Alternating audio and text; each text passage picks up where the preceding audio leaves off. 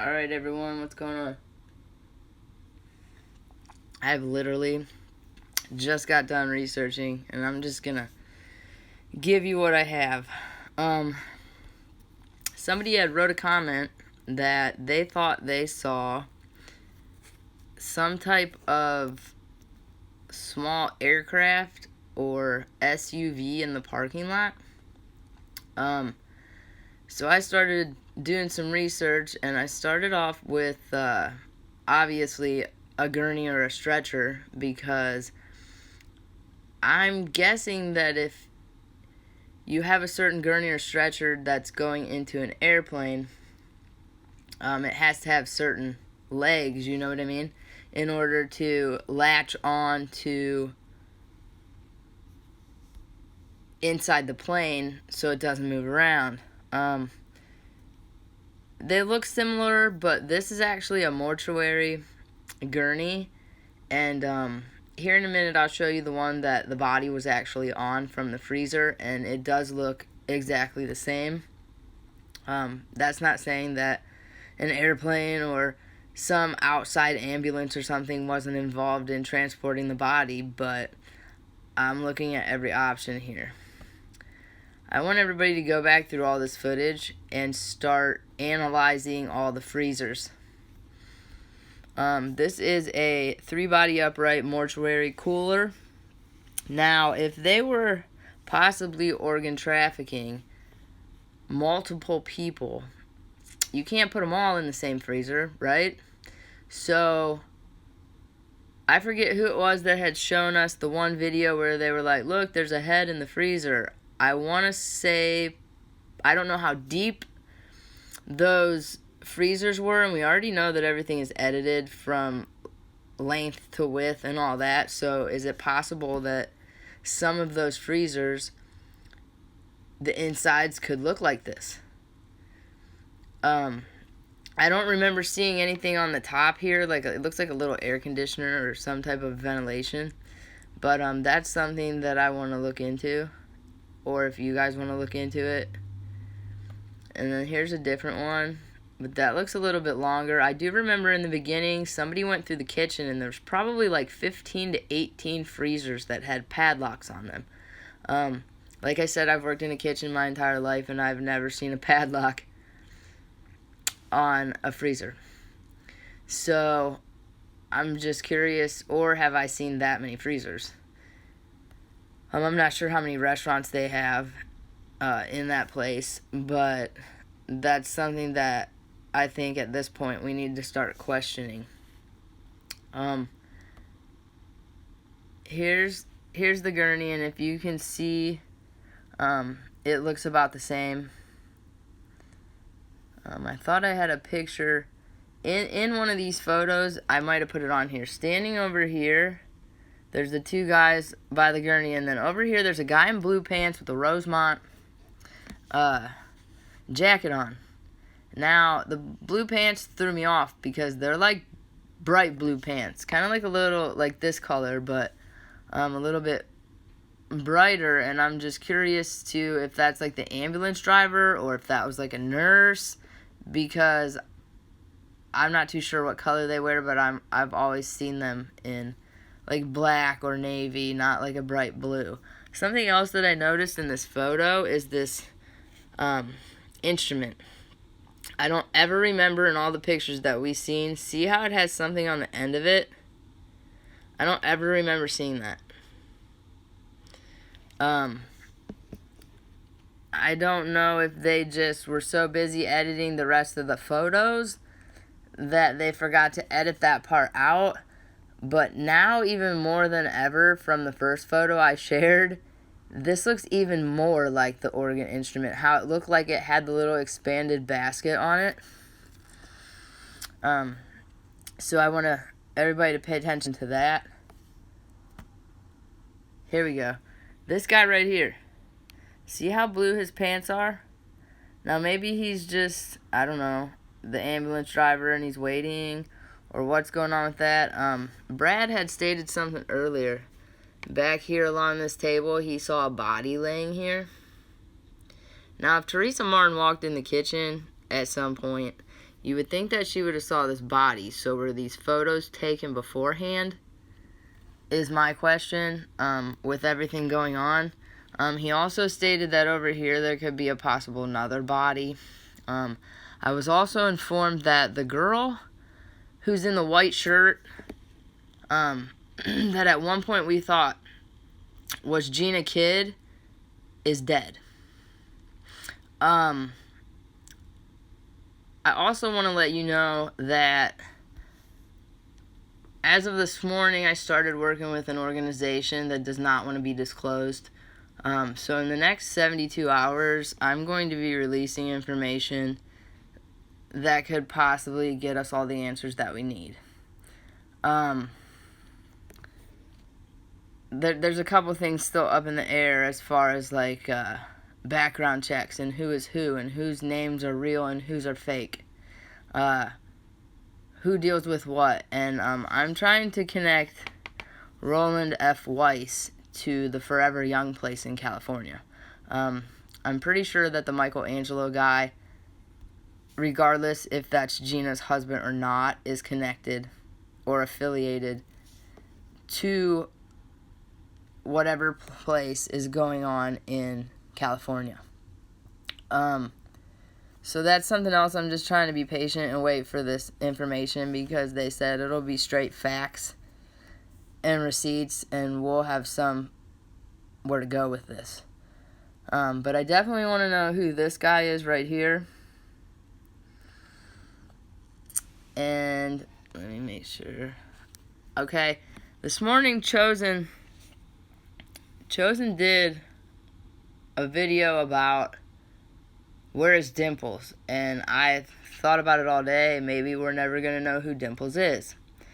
And then I started thinking about Montclair coming to speak on the 21st, which didn't happen, as well as last night I thought Jay Moneybreed was supposed to speak on Fact Check, and from my understanding that didn't happen either. And I started to question why. So I started to look into the family to see like what the connection would be. Now, this is just assuming. Like I said, once my organization gives me all the correct information, I'll get it out to you. But I couldn't sleep, and I just want to know what you guys think. If you look down here, it states that he is from, is it Acura Guana or something like that? So I started looking into that. Okay. Before we go on to that, as I was explaining this to somebody today, my phone rang. I think there's only a couple people I told about this. My heart was racing. But not because I'm scared and they instilled fear in me. Basically, it actually helped me figure out a little bit more to the story. So thank you, hacker, for whoever you were. This phone number called me, and I answered, and what's funny is I was talking about the situation, and the minute I told this person what I thought was going on with this case, my phone rang. Okay? It was spelled Roselle, Illinois, which I thought was hilarious. But I don't usually answer phone calls like this, but I was waiting for the bank to call, and I had to answer it because, telemarketer or not, they call from all kinds of weird numbers.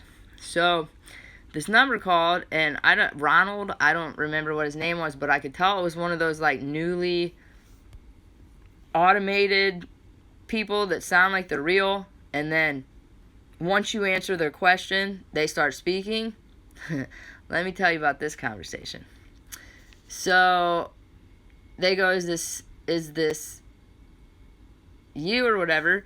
I said, yeah, it is. And they go, so we are under the impression that you're having a hard time with your social media accounts.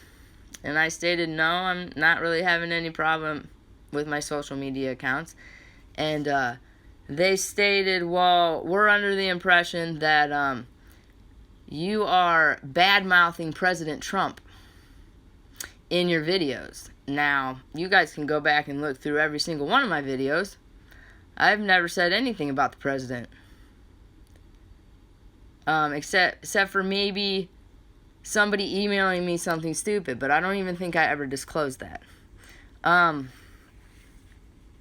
I go, no, you can go through my videos. I never said anything negative about President Trump, which, first of all, nobody from the White House is going to call me, just like the IRS. And nobody from Chicago is going to call me that works for the president. Give me a fucking break, okay? So, as I'm trying to get off the phone, he goes, what is wrong with you? He goes, are you crazy? Do you not want to make America great again? And at that point, I just hung up the phone. Because I really didn't want him tracking me.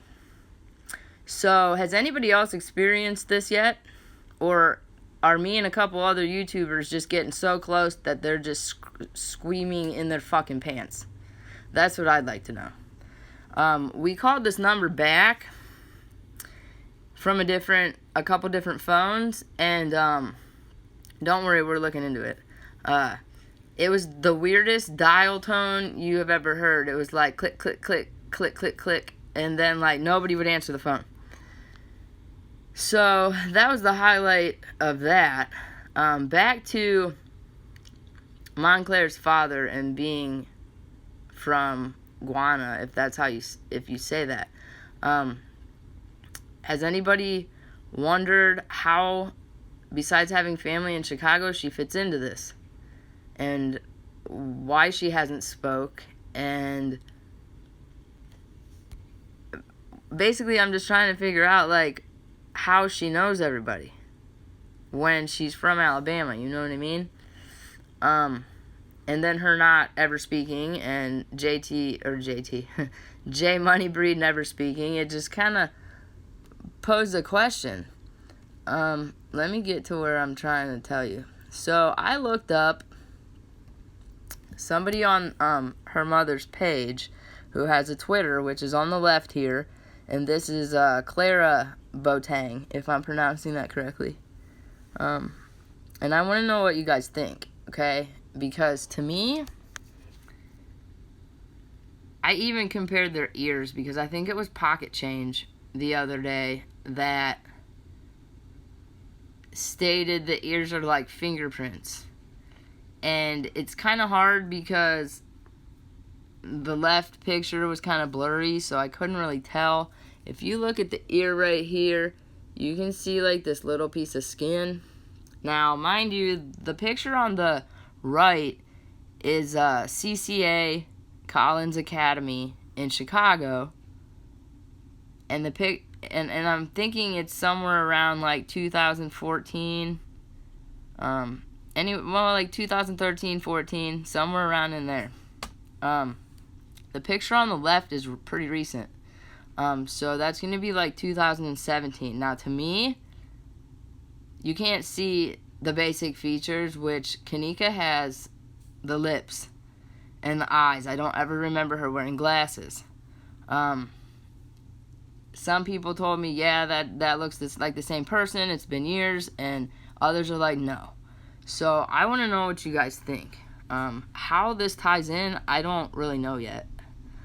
But I just wanted to throw this out here, especially with Chosen trying to figure out who Dimples is and going on, like, this might be something. She actually left March of 2016 to go back to Guana.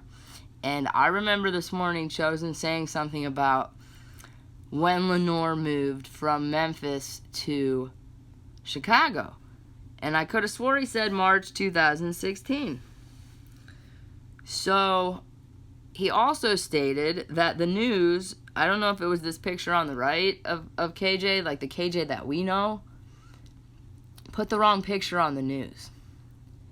So at this point, I'm like, okay, does this picture on the right, is this even a person? Is it a made-up person? Does KJ really exist? Or is it somebody else that they're using younger pictures of that we just don't recognize now? But then I went to her Twitter, and I found another picture of her in college recently. Now, it's kind of hard to see, but I mean, I'll get close. And it really looks like the person on the gurney. And I know that the picture on the right is younger, but I want to know what you guys think. I mean, the features do look really similar, and I don't know if somebody screwed up and put this picture on there and they had to come up with this story to cover up something else, and this poor girl on the left got thrown into this by mistake. She just posted something recently, so I'm pretty sure the girl on the left is still alive. Like I said, March of 2016 she left. So I want to know what you think. I'm sure if Chosen sees this video, he's going to look into it. I sent the name to my organization to try to figure out what the hell is going on. I'm not trying to expose anybody, but at this point, it's about to be Christmas, and I know we're all sick and tired of trying to figure this bullshit out. Not that I don't want justice. We all want justice, but, like, we're going on 4 months, and there hasn't been a damn thing done. So I'm going to go back to this photo in the hallway. I forget what video it is. It's the food court video. You have these 4 guys, which I'm not too sure who they are, but in front, we have these 2 guys, okay? Now, I've had people send me these. I've had people tell me they're not too sure who the person is on the right, but they're pretty positive that it's not Kenneth Tart. And he usually wears a lot of red and stuff, so I really don't think that that's him either. But the guy on the left, I've gotten a lot of responses stating that that's Kenny Lee Martin. And I was under the impression that he was in jail. So, can anybody explain if that's Kenny Lee Martin or blowing this photo up and be able to clear it out a little bit more, if that's for sure him, and then we have somebody else that needs to answer the question of why he was not in jail?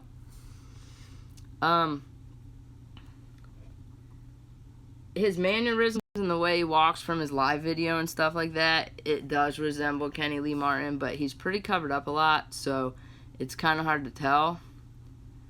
I do want to bring up the fact of this photo. These 2 chicks, now look at this. What a gentleman.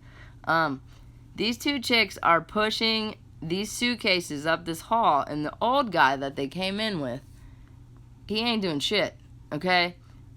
And somebody had stated that if they were kidnapping children, or children had something to do with this, that they possibly could be somehow sedating these children and putting them in suitcases to bring them into the hotel.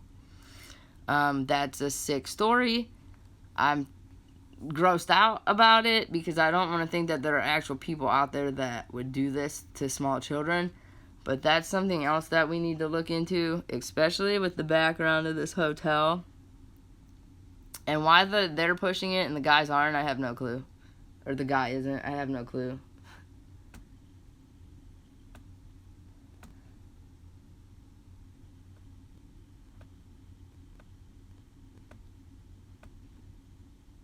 Okay, Chosen had shown this morning, and I kind of want to go over why I thought to look into Montclair's family, okay? He had stated that Burgundy Harris was the real sister of Lenore, who is right here, okay? And that this is the niece of Lenore, who is Brianna Garrett, who was the actual victim, I believe, of the rape that was shown on Facebook. That being said, Burgundy Harris had 2 children. Her children were Brianna Garrett and Kenneth Garrett, which I find a little odd that Kenneth and Kanika, Brianna and Kenneth, it kind of struck a chord, okay?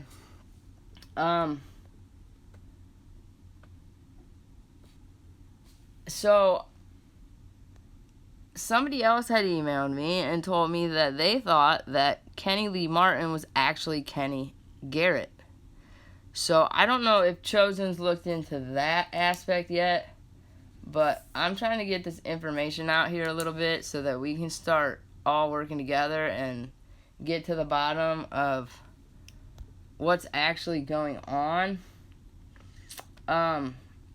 The other picture that I had of the Facebook profile of Clara, I think might be a fake photo.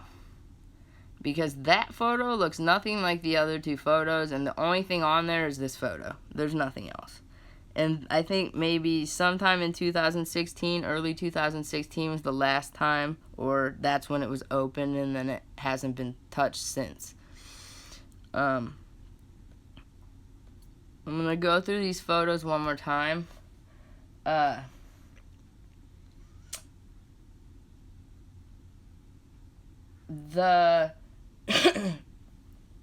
started thinking about, where did all these crisis actors come from? And why is this being reenacted?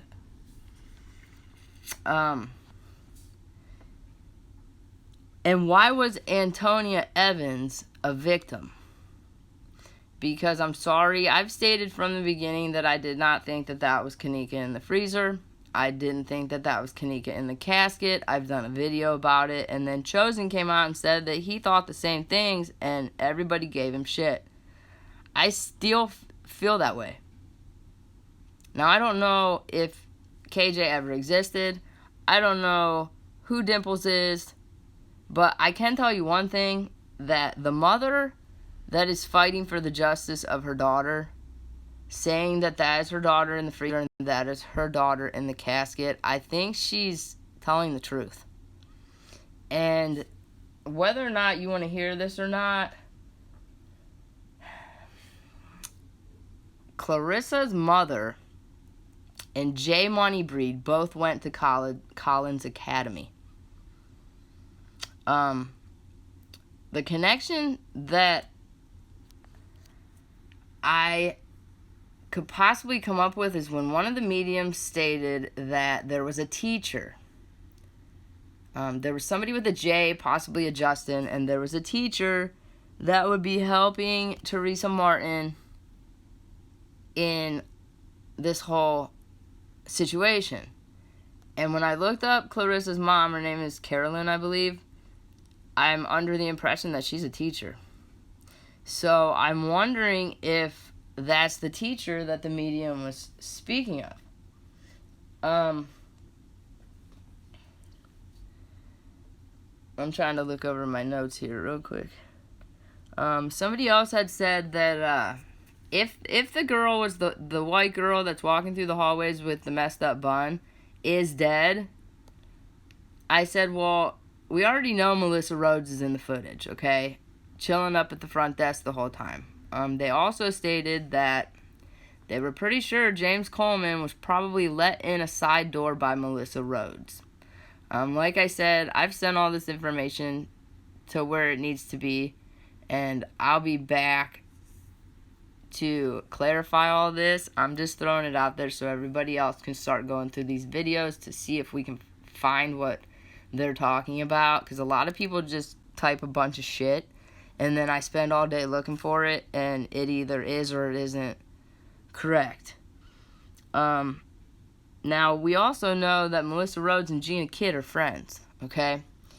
So the way I look at it, and a lot of other people have looked at it, one's not going to go one place without the other. So where was Gina if the white girl is dead?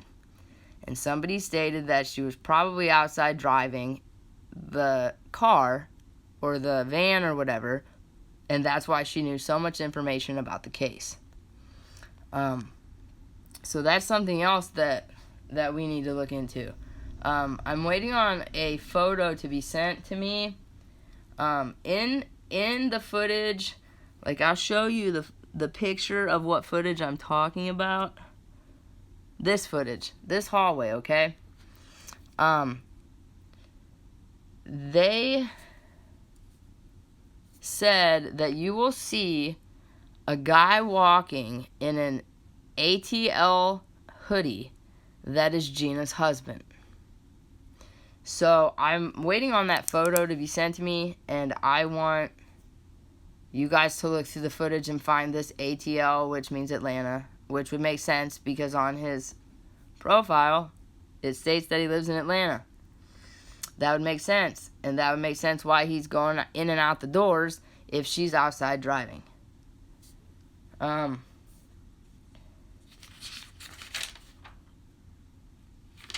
Now, we need to figure out why Antonia Evans was brought into this. From my understanding, her mother said that she lived a healthy life. So, being that she was 47, 48, if she was healthy, she's still a good candidate for organ donation. But why was she a target is my question. And when Chosen had stated that they let Stanton out of prison to kill her, I think he's right. And if you look him up, you'll see that it states that May of 2017, he was booked in the Cook County Jail. Okay, obviously those dates are falsified, and if he was dating Antonia Evans and her mother was like, yeah, this guy was beating on my girl, blah, blah, blah, blah, how is that possible? Because he's supposed to be in jail as of May, and what I think is they made it look like, maybe Chosen has stated this, I don't know, made it look like he was in jail so he couldn't have possibly committed this murder. And I think he's right.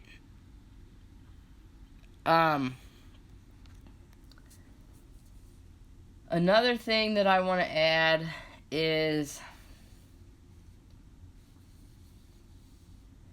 if Jay Moneybreed and Clarissa's mom, Carolyn, both went to the same high school, that could possibly be how they're connected, that and or they are siblings. Okay? Which would mean that Jay Moneybreed possibly is not Teresa's brother. And if Clarissa's dad has Clara as a niece or a sister, which, I mean, I would say he's in his late 40s, maybe early 50s. So to have a sister that young is kind of, but it's possible. Maybe it's his niece. That when she came from Guana to Chicago, she possibly lived with Jay Moneybreed. So that's something else that I want to look into, and especially with Teresa Martin and Zach Stoner and Andrew Holmes being a big part of DHS and trying to make the streets safer for these kids so that they don't grow up around drugs and violence. I get it. I do. I get it. But if Antonia Evans was a victim to make Chicago look bad and to just blame it on these gangs, it's wrong. Because as you know, the UN has stepped in. And in my head, instead of asking President Trump, hey, we need your help, we need you to send in the National Guard right now, instead they pulled off this big, huge, elaborate scheme, possibly, causing a murder, killing an innocent victim, and shit's hitting the fan. So I want everybody to think about that whole aspect. Trust me, like I said, all this has been sent to a very reliable source who's finding the information out for me, and I will be back here with you shortly. One more thing that I want to mention is Victoria Love, aka Diamond Bankhead, and Destiny Johnson are sisters. Okay? The night on September 8th, when Kanika and Destiny, I believe, went to see It at the movie theater, it was sold out. And as we know, Ty Rowland was going to go there also. Now, if KJ didn't exist and Clara was already back in Guana, and we already think that Victoria Love, aka Diamond Bankhead, played one of the Crisis actress Kanikas. Wouldn't that make sense? It wasn't Kanika and Destiny at the movie theaters with Ty. It was Victoria Love, Kenneth Jr., and Destiny and Ty.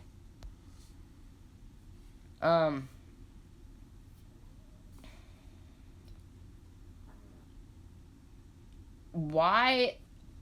The impression that I'm getting of why they had to reenact all this is because the Chicago Tribune put the wrong picture on the news. And because of that, they had to come up with this elaborate story to cover all this up. Because had they gone back and said, oh no, that's not the right girl, there would have been an investigation. An investigation into who was in that freezer. And shit would have been even worse.